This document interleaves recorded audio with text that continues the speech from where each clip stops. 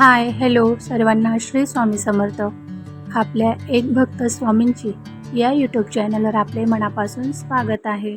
आजचा दिवस तुम्हाला खूप छान आनंदाचा जावो हीच स्वामींचरणी प्रार्थना. यूट्यूबवर माझं चॅनल नवीन आहे पण हरकत नाही, तुमच्या सोबतीने घेईल मी ही नवी भरारी. हे बेलपत्र आमच्या कंपाऊंडमध्ये लावलेलं आहे. याला गेली 4-5 वर्ष झाली असतील, पण ह्या वर्षी इतकं छान झालं आहे. पावसामुळे पूर्ण हिरवगार आणि खूप उंच झालं आहे. त्याच्याकडे पाहिलं तर मनाला इतकं प्रसन्न वाटतं, असं वाटतं की एकटक पाहतच राहावं. खरंच भगवंताने निसर्ग म्हणजे आपल्याला दिलेली खूप मोठी देण आहे, पण ती आपल्याला जपता आली पाहिजे. मला झाडं लावायची खूप आवड आहे, परंतु जागा काही तेवढी नाही आहे. पण आहे त्या जागेत मी भरपूर झाडं लावली आहेत. बाकी कुंड्यांमध्ये मला झाडं खूप आवडतात. कुठलीही असू द्या, पाहिल्यावर असं वाटतं की नाही मी ही लावलीच पाहिजे. कुठलीही झाडं असू द्या मनाला आनंद देणारीच असतात. आज छान निसर्गरम्य वातावरणाने दिवसाची सुरुवात झाली आहे, म्हणजे दिवस छानच जाणार आहे. आता मिस्टर गेलेत कामावर आणि मुलं गेलेत स्कूलला. सकाळी सकाळी खूप धावपळ असते, तरी मी उठल्या अगोदर माझं पहिलं काम हेच की मी संपूर्ण घराला झाडू मारून घेत असते. त्यानंतरच दुसऱ्या कामांना सुरुवात करते. परंतु सकाळी कसं असतं ना, मुलांची खूप घाई असते आणि मुलं गेल्यानंतर मग सर्व अंथरूण आवरा. मुलं कसं आहे सकाळी शाळेत जाताना घाई गडबडीत कुठली वस्तू कुठं असतं मुलांचं, कारण मुलं म्हटल्यावर तेवढं तर होणारच. म्हणून मी सकाळचं मुलं गेल्यानंतर संपूर्ण बेड, परत त्यांचा रूम, हॉल, किचन स्वच्छ आवरून मग कानाकोपऱ्यात स्वच्छ झाडून घेते आणि नंतर मग मी फरशी पुसते. ही 2 कामं झाल्यानंतरच मी दुसऱ्या कामांना सुरुवात करते, कारण ही कामं जर राहिली तर माझं मनच लागत नाही. मला माझा खूप कामाचा लोड आहे माझ्यावर असं मला वाटतं.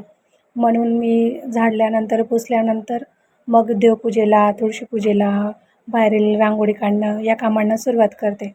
चला तर मग व्हिडिओ पुढे पाहत राहा. आणि हो, मुख्य सांगायचं म्हणजे व्हिडिओ आवडल्यास एक लाईक नक्की करा.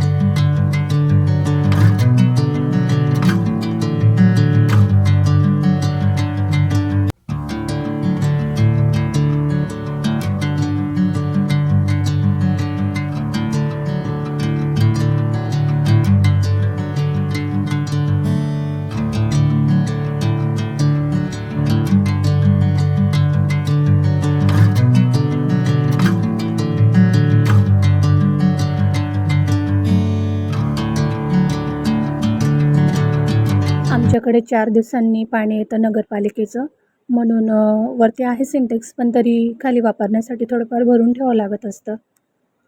फायनली माझं आता सर्व काम झालेलं आहे. फक्त भांडी घासायची बाकी आहेत, कारण पाणी नव्हतं म्हणून भांडी राहिली होती. आता नळ आल्यानंतर माझं सर्व पाणी भरलं गेलं, त्यानंतर मी आता भांडी घासणार आहे.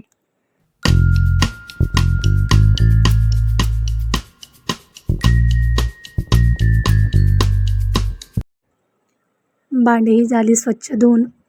आता आज गुरुवार आहे, माझा आणि मिस्टरांचा उपवास आहे, म्हणून मिस्टर तर गेले कामाला. आता मी माझ्यासाठी मस्त कडक गरमागरम चहा ठेवणार आहे. या चहा प्यायला.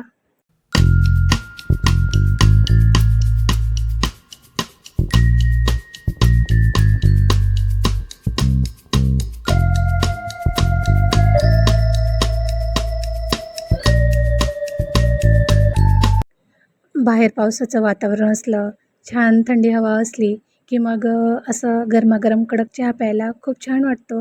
आणि स्पेशली जर उपवास असेल तर मग एक कडक चहा तर पाहिजेलच. तुम्हालाही कुणाकुणाला चहा आवडतो मला कमेंटमध्ये नक्कीच सांगा. आता या ठिकाणी माझा चहा छान उकळतोय. तर चला गरमागरम चहा घेऊया.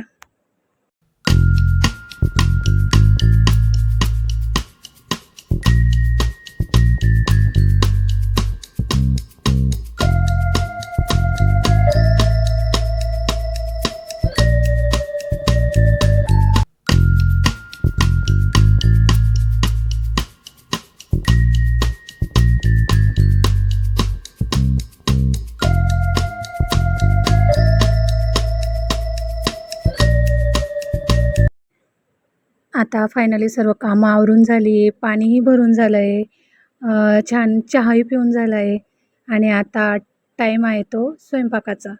तर आज मला करायची आहे सोयाबीनची मसाल्याची भाजी.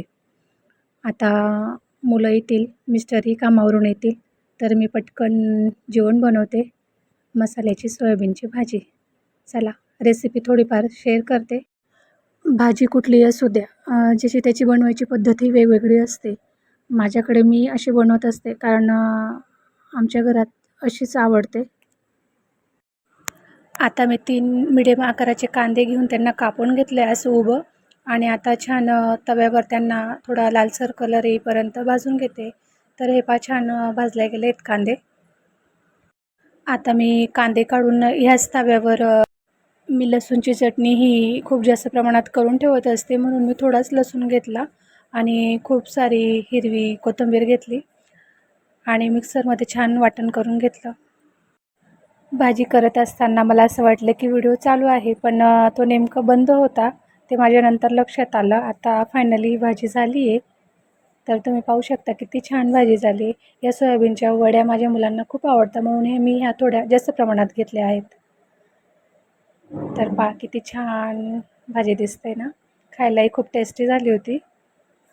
इकडं मी एक भाकर टाकून घेते कारण मिस्टरांना पातळ भाजीसोबत भाकरच आवडते आणि मुलांसाठी मी थोडा भात केला आहे.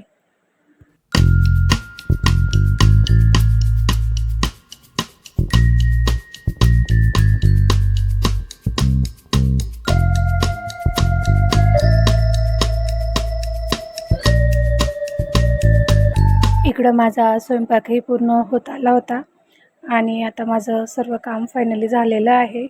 घर पाहू शकता तुम्ही किती शांत शांत आहे. व्हिडिओ आवडला असेल तर नक्कीच लाईक करा, चॅनलला सबस्क्राईब करा आणि पुन्हा भेटू अशाच नवीन व्हिडिओसोबत. तोपर्यंत सर्वांना श्री स्वामी समर्थ.